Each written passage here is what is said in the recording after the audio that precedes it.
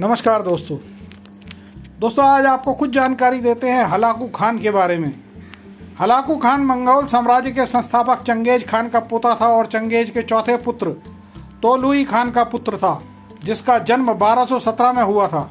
Hulagu Khan की पत्नी दोकूज खातून एक नेस्टोरियाई ईसाई थी और हलाकू के इलखानी साम्राज्य में बौद्ध धर्म और ईसाई धर्म को बढ़ावा दिया जाता था। दोकूज खातून ने बहुत कोशिश की कि हलाकू भी ईसाई बन जाए, पर हलाकू मरते दम तक बौद्ध धर्म का अनुयायी रहा। हलाकू ने ईरान समेत दक्षिण पश्चिमी एशिया के अन्य बड़े हिस्सों पर विजय कर वहां इलखानी साम्राज्य स्थापित किया। चंगेज की तरह अपनी संगठन शक्ति, बर्बरता तथा साम्राज्य विस्तार के लिए हलाकू कुख्यात रहा। हलाकू की 10 लाख मंगोल फौज ने बगदाद की ओर नवंबर 1257 में कूच किया, जहां से खलीफा अपनी इस्लामी राज चलाते थे।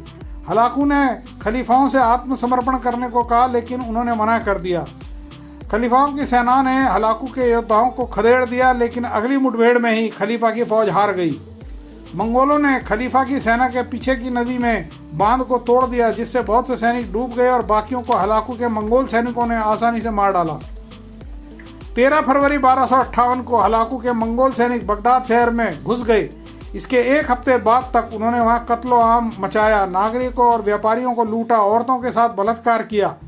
महल, मस्जिदें, अस्पताल और अन्य इमारतें जला दी गई। यहां मरने वालों की संख्या उस समय लगभग 1 लाख थी। यूरोपियन यात्री मार्को पोलो के अनुसार अरब के खलीफा को भूखा प्यासा रखकर मारा गया। अरब और मुस्लिम स्रोतों के अनुसार अरब के खलीफा को एक कालीन में लपेट दिया गया और उसके ऊपर तब तक घोड़े दौड़ाए गए जब तक उसने दम नहीं तोड़ दिया। अरब देशों पर कब्जा जमाने के बाद सन 1260 में उसने भारत पर आक्रमण की योजना बनाई। भारी भरकम फौज के साथ लंबा रास्ता तय करते समय राह की कठिनाइयों और उत्तर भारत के मौसम की मार झेलते हुए वह रास्ते में बीमार पड़ गया और स्वास्थ्य लाभ के लिए वापस मंगोलिया लौट गया। लेकिन वहां पहुंचकर 1265 में रहस्यमयी ढंग से उसकी मौत हो गई।